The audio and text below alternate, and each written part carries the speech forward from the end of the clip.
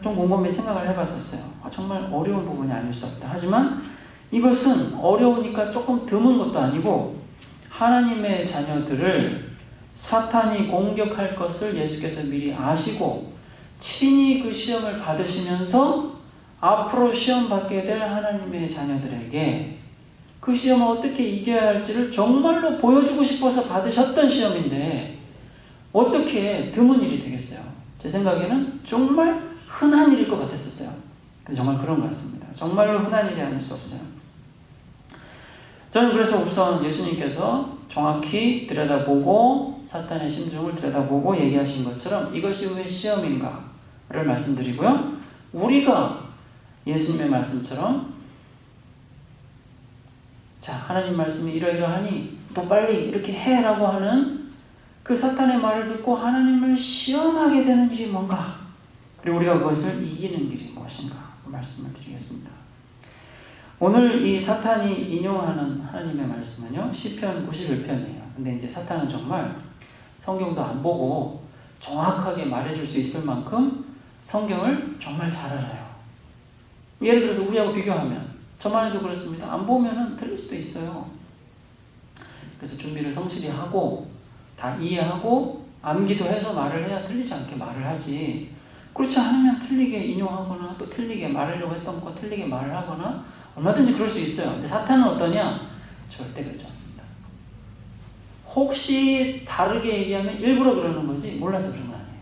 아까 그 여자에게 유혹할 때도 다 계산을 하고 살짝 틀리게 물어봤더니 어리버리하니까 아예 다르게 그거 말이 하나님이 너 그거 먹어 하나님 좀 될까 봐 걱정이 돼서 그래 하면서 옳다구나 하고 바꾼다고 계산을 하고 이렇게 하는 거예요. 지금 예수님께도 틀림없는 계산을 하고 성경을 정확히 인용하는 건데 뭘 계산한 것이냐?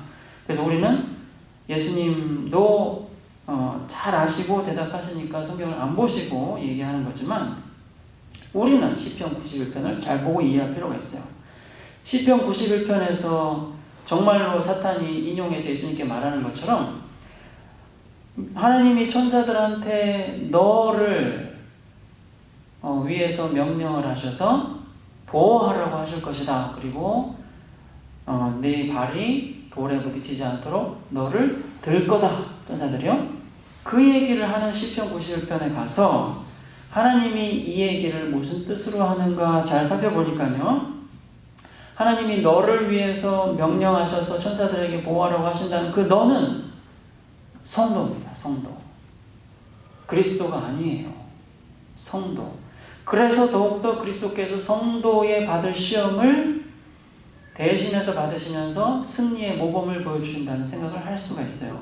거기서 너라는 사람은 시편 91편에서 너라는 사람은 한결같이 처음부터 끝까지 누구냐면 하나님을 피난처 삼아서 숨는 사람, 항상 하나님이 자기를 보호해 주신다고 생각하고 하나님을 의지해서 어려운 일이 있을 때마다 그 날개 그늘에 들어가서 숨으려고 하는 사람, 하나님을 정말 잘 의지하는 사람을 거기서 시편 91편에서 너라고 부르면서 그 사람에게 하나님이 주시는 축복이 뭐냐? 완벽한 보호다. 이렇게 얘기를 해주십니다. 그래서 그분의 날개로 덮고 계시면 몰래 숨어서 기다렸다가 밤낮 안 가리고 공격하려는 사람들이 많을 텐데, 예를 들면 화살을 쏜다거나 요새 같으면 갑자기 나타나서 총을 쏜다거나, 여러분 요새 얼마나 그 총기 사건이 많아요? 그 재앙을 당한 사람은 얼마나 끔찍하겠습니까? 그죠? 어떻게 자기가 언제 죽을지 모르다가 총 들고 나타나서 쏘면 죽는 거죠. 이 당시에는 총 대신 화살. 낮에 이렇게 흐른대요, 화살이. 여러분, 화살은 흐르는 게 아니라 날아가는 겁니다. 샥 날아가는 겁니다. 흐르는 거는 유도탄이 이렇게 흐르는 거예요. 근데 이제 나쁜 이 재앙이 덮쳐서 나를 이렇게 쓰러뜨리려고 할 때 화살은 흐르는 화살이라고요. 샥 이렇게 흘러가지고 구불구불 가가지고 미국이 이렇게 잘 만들어서 쓰려고 하는 그런 유도탄처럼 어떤 나쁜 사람이 날 쓰러뜨리려고 공격하는 무기가 나도 모르게 어디서 날아와서 나한테까지 찾아와서 콱 찌르는. 그러니까 하고 싶은 말은 피할 수 없는 공격이 넘치는 말이에요. 밤에도 낮에도. 그래서 내 옆에 1000명이, 왼쪽에서 1000명이, 오른쪽에서 10,000명이 다 그런 공격에 넘어져 죽는단 말이에요.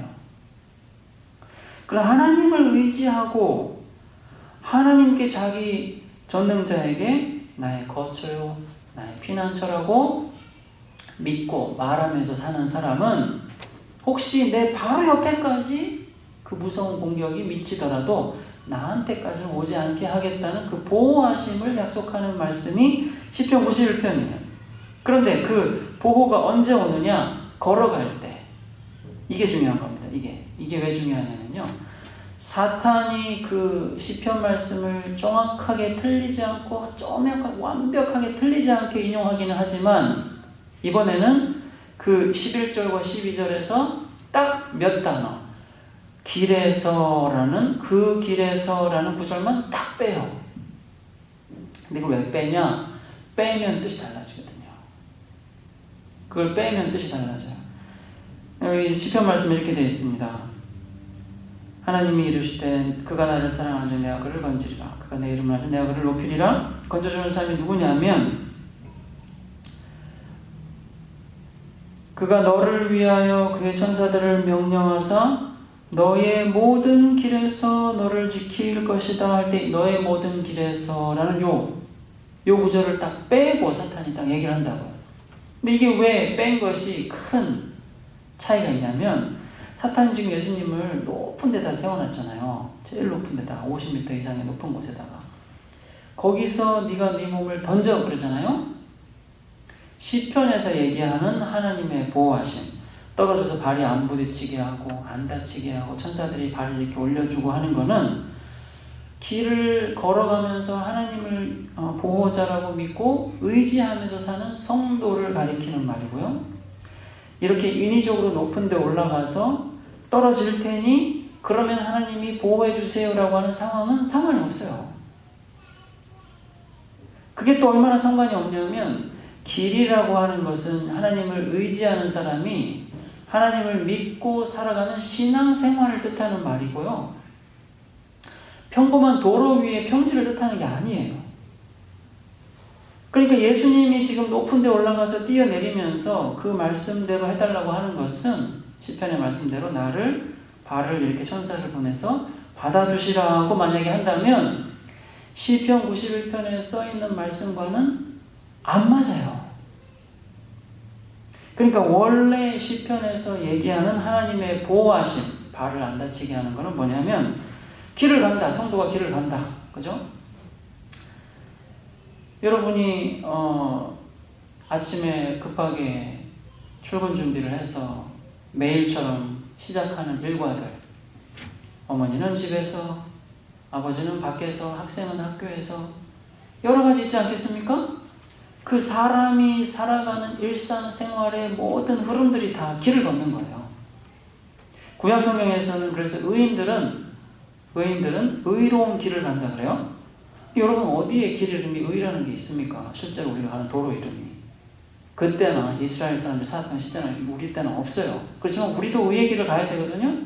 그 의의 길이라는 것은 내가 살아가고 늘 반복하던 갑자기 생기든 하고 있는 그 일상생활 속에서 흐름처럼 이렇게 내가 살아가는 시간들이 있고 일이 있는데요.